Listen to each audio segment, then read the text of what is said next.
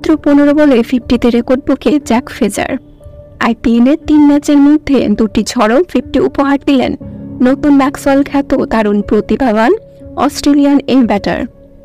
যদিও এবারের আইপিএলে নিজেকে হারিয়ে খুঁজছেন আসল ম্যাক্সওয়েল।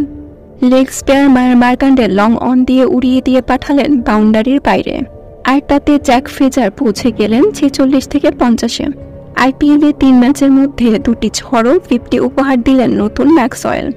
তরুণ এই অস্ট্রেলিয়ান ব্যাটসম্যান, তার নাম উঠে গেল আইপিএলের রেকর্ড বইয়ে।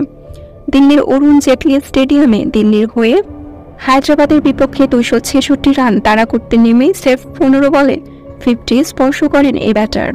চলতি আইপিএলের দ্রুততম 50 এটি। এই ম্যাচে প্রথম ইনিংসের 16 বলে 50 করেন হায়দ্রাবাদের ব্যাটার ট্রেভিস হেড।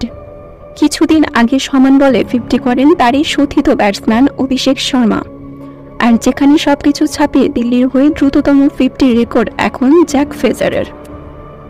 2016 আসরে ক্রিস মরিচের 17 বলে 50 ছিল দিল্লির কোনো ব্যাটারের সবচেয়ে দ্রুতগতির 50, কিন্তু সেটাকে এবার ছাড়িয়ে গেছেন জ্যাক ফ্রেজার।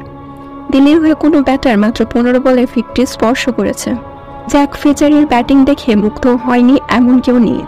ক্রিকেট সমর্থকরা থেকে শুরু করে ক্রিকেট বিশেষজ্ঞরা সবাই তার ব্যাটিং দেখে মুগ্ধ হয়েছে, বাহবা দিয়েছেন এবং ধারাভাষ্য কক্ষ থেকেও বলা হয়েছে এ তরুণ ব্যাটার একদিন ভবিষ্যৎ ক্রিকেটে অনেক বড় কিছু করবে।